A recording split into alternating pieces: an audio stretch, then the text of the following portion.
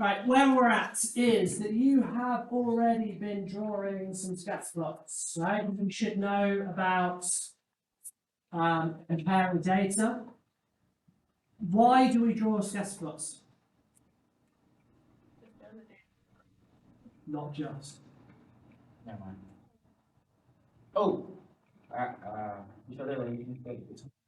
Why the y and I mean two sets. Yeah, so looking at the relationship and whether there is any relationship, and that's much easier to be seen visually on the graph. What kind of relationships are we hoping to see, or can we see?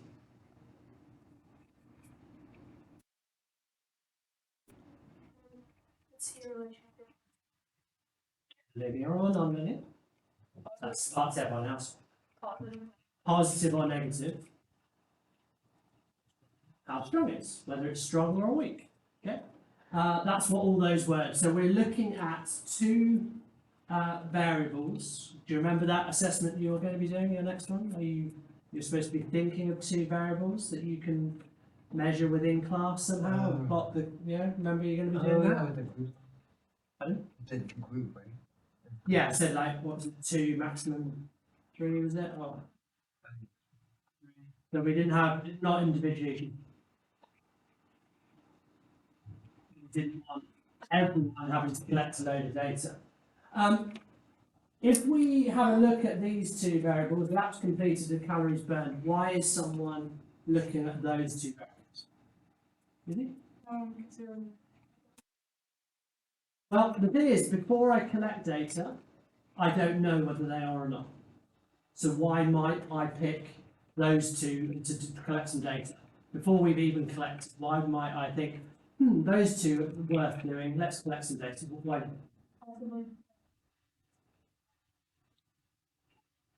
Yeah, so that's kind of scientifically, you are not sorting your notes and cutting things while you're listening, right? That's not happening, is it?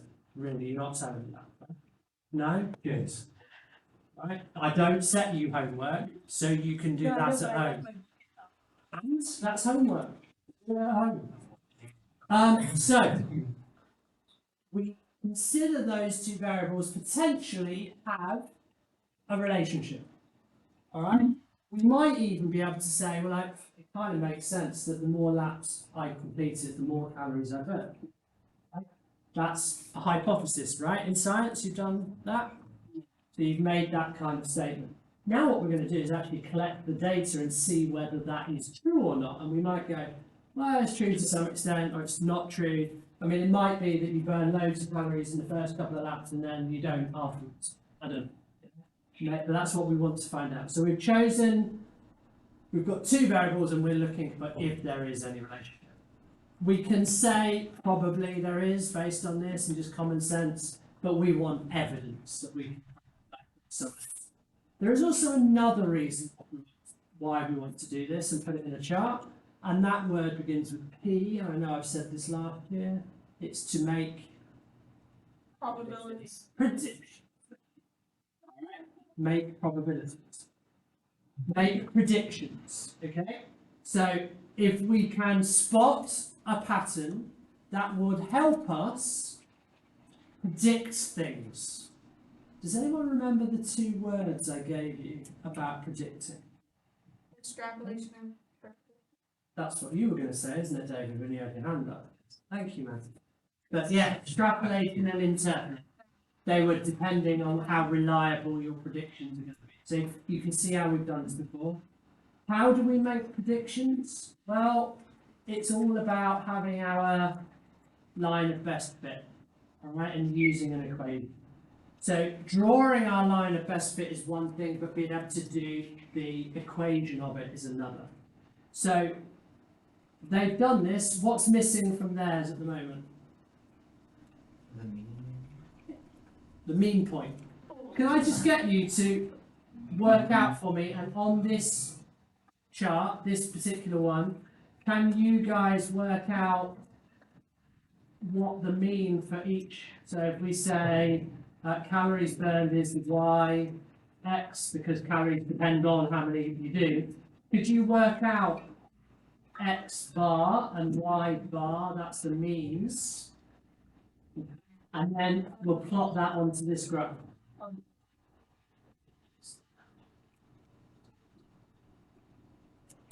So having worked out the mean of each 4 and 124.3, we can now put that onto our graph. So I'm going to go to 4 up to 124, well that's 130, 120, I think. Would you agree that if I put that there on that line, that's pretty much 124.3 and 4? Yeah? Yeah. So even though they haven't plotted the mean point, if they did, their line goes directly through it. So that's confirmed. All right, now what we're looking at is we want the equation because we're going to use, the line can be used to make predictions, you know, reading up, you remember doing this? Yeah. But what's that value there? Not 100. Is it 99 roughly? What are you doing? You're Extrapolate. estimating, not extrapolating. We're estimating a value, we're having to round. It's not as good as it could be. It'd be much better if we had an actual equation. And they have done this, they've used the equation. Now, the steps are, identify 2 points on the graph. The line appears to go through 2 points. Right? Now, can you all identify where those points are what they've used? Lowest one. So 1 and 35 is 135. And I know that because 135 is also in the table. And then they've used 4 and 125. All right, and 4 and 125 is, Just above the. yeah, now what they've done is that's actually a bit, they have said the line appears to go through the points. It's close enough type of thing. Right? Now, the first point doesn't go through, but the second point does. Now, my tip is actually use the mean point that you've got as one of those 2 points. Any ideas why? Jackson, thank you. Yeah, knowing the mean point is on the line. It's not an estimation, you know it is. Then you've got at least 1 point that is definitely on. Now, it's a straight line, so what's the general form of the equation of a straight line? Not, but that's just one part of it. What's the whole equation? No? Then? Mx plus b, yeah? Isn't it not on there somewhere? Mx plus b, mx plus c, here you go. There it is, look. Using y equals mx plus b. Did you have a question, Benny, sir?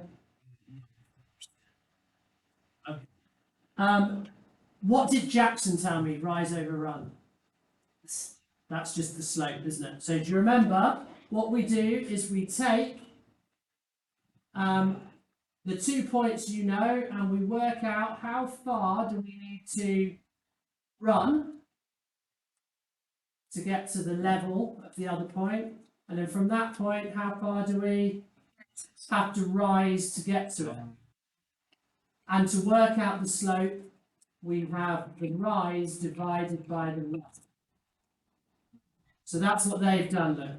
How do I work it out? Well, I was at 1, I'm now at 4. How do I work out what the run is? But how do I work it out? Minus 1. 4 minus 1. Okay? So 4 minus 1 is 3. And then the rise is, well, where was I? Well, I know I was at 35. That point's in the table. And well, in this case, I've estimated a little bit that I think that one is at 125. But actually, if we were going to do it, I said it's 124.3. So we could adjust this and maybe it would be slightly more accurate to our rise over run. We're happy with over 3. What would the rise be then if instead of 125 you used 124? What would that be? So 124.3 minus the 35, we know because it's in the table. 89.3, can we confirm? Yeah. Yeah? Now that gives me, if I do 89.3 divided by 3, 29.76, I'm going to say 29.8, if you're all okay with that. It's not quite 30, it's slightly different. Now that tells me the slope, the M. Alright.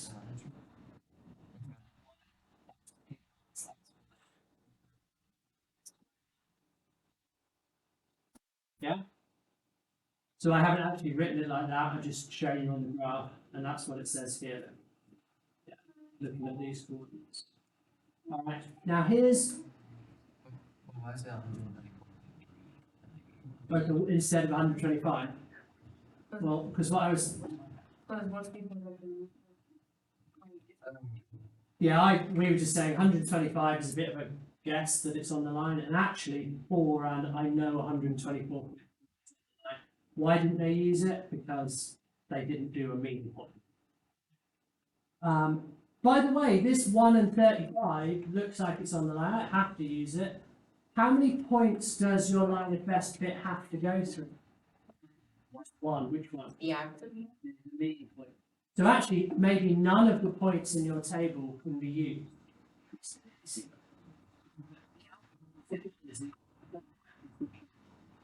Alright, so we find 2 points and we work out our rise over run. Now here's the slight difference. Who remembers how to find the plus b? It is the y-axis intercept. Now in this case, look, it probably crosses at 5. Now can I always do that? Why not?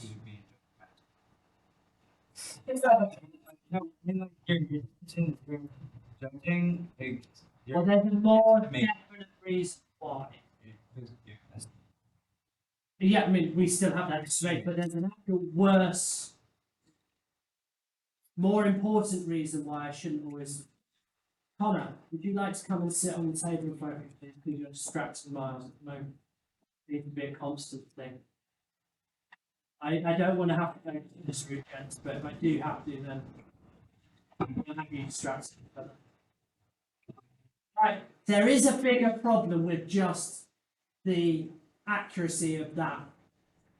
Right, I would like you, so you're going to go through this exercise yourself on the second sheet, right, and then tell you how to use it. But in the second sheet, all right, it asks you to plot those ones and do the graph. Now, before I get you on doing it, can you just tell me the difference between this set of axes and the one below? Look at them carefully. Look at yours on your sheet. What's the big difference between this set of axes for that question and this set of axes for that? Mark. like the arrow. Sorry, the arrow on the, I think that the x-axis goes to the 30. Yeah. All right. So this doesn't go through 0 at the bottom. Okay. It is scaled pretty well. We could go through, we could potentially read it, but sometimes your line might actually do this. So if it doesn't go through, I don't know in this case, it might happen to go through, but if it were to do that, and let's say my data is all kind of fitting in here, so I just decide to get rid of the bottom bit. Why do we do that, by the way? Why do we scrap the 0 up to 30 bit?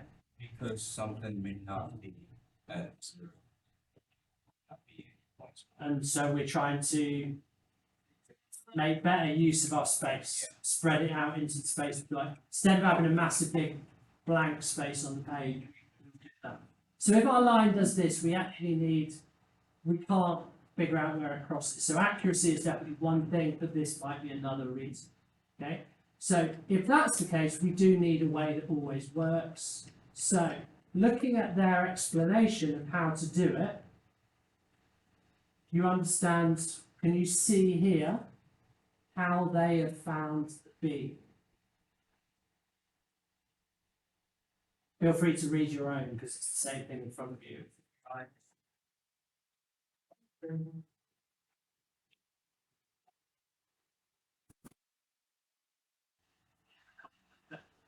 So once you have worked out the slope here, all right, so that's the rise over run slope bit.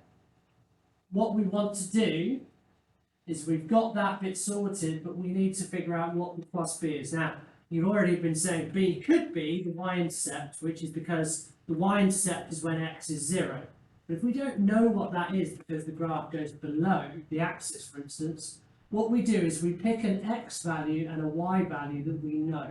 So in this case, we know that one of the x values is a 1, and what y value goes with that x value? What's the ordered pair? 2, 1. No, it's as simple as 35. No, that's one of those that we use, the y2 and the y. What would be another potential pair of coordinates we could put in there for the x and y? Yeah, 4 and 100 and we changed it, didn't we? Ready, 3. We could use that. Or we could have another estimation, just pick a different point along the line. But again, you're adding in another bit of estimation. All right, so what are you now going to do? You're going to do those two questions. Now, I've got an option.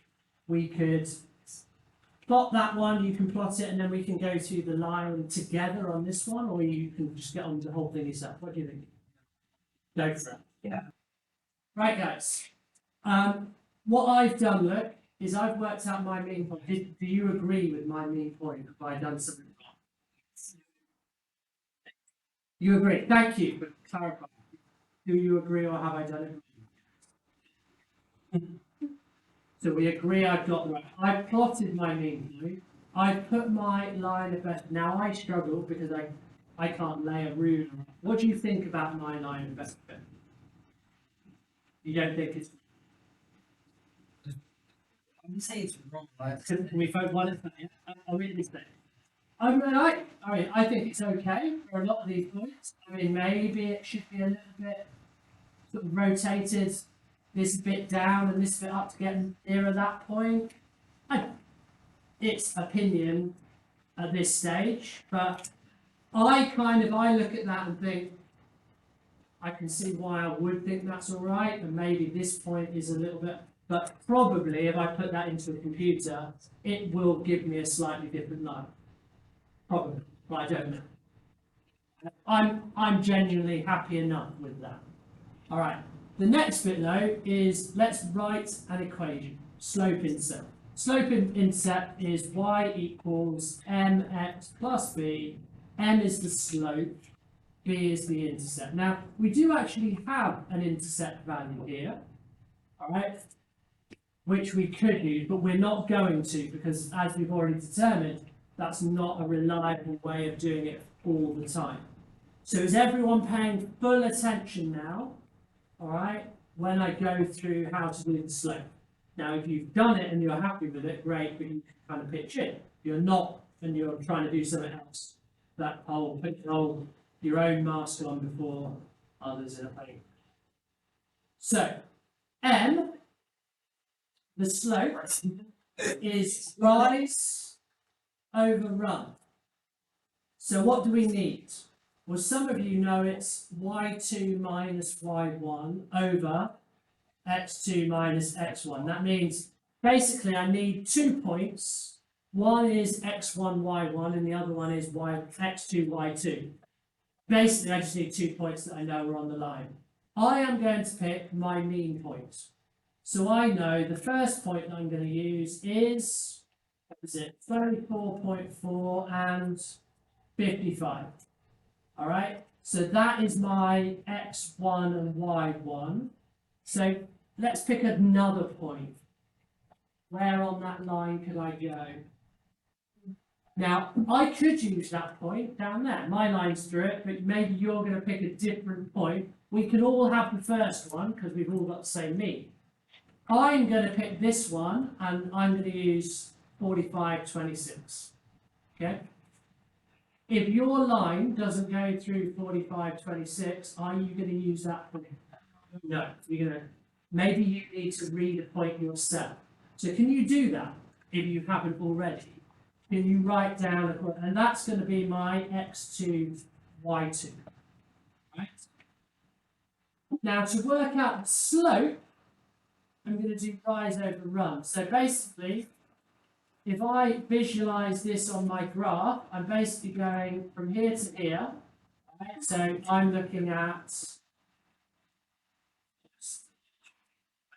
thicker.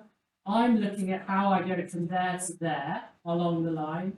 So I'm going to look at, this is the up and down bit, yeah? This is the going across. So the rise over run bit is, well, this is the rise, which is actually a drop, a decrease in this case. And this here is the run. Right? So run, rise. But when it goes down, it's a negative. So my rise is found by doing x, so y2 minus y1. So that is 26 minus 55. That tells me that difference, yeah? Because it's 26, 55, so I'm going, working that out. Can you tell me what that is? 26 minus 55?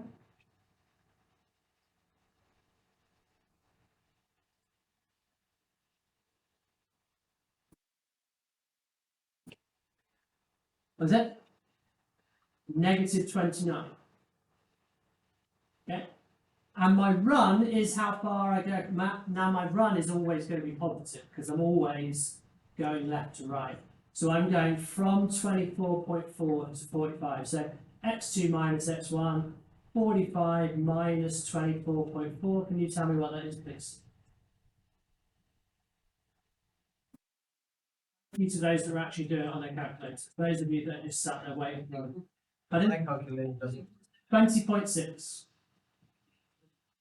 Alright, so now I've got to do rise over run. Can you actually do for me then negative 29 divided by 20.6? What do you get?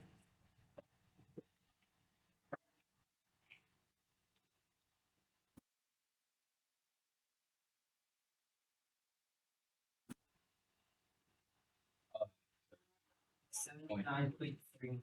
Not that. No, it's definitely not that. Can you comment, please? 1.407. So if it's 1.407, are we okay if I just call it 1.4? How do I know it's only just over 1? Because how many lots of 20 go into 29? One. 1 and a little bit. Right? So that's why I knew it couldn't be 79. Right? But it's a negative. Alright, so now all I've done so far is found n. That's that bit. So I'm going to rewrite that as y equals negative 1.4x plus b. What do I need to do now? Well, this is where I could pick this value, but we're not going to, so we're going to substitute x. Which point would you choose, Samantha?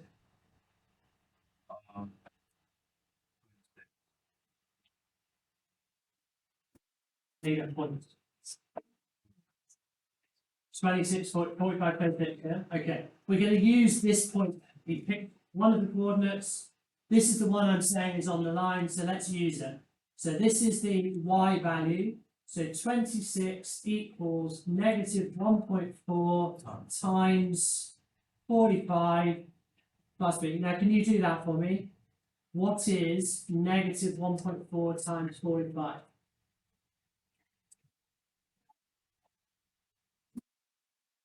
That's a -60.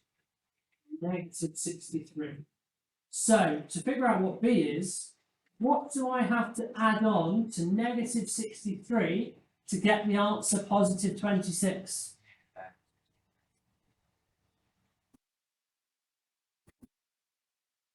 What must B be? If I add 63, I only get to 0, so it must be another. So I've got to add 89. So B has to be 89.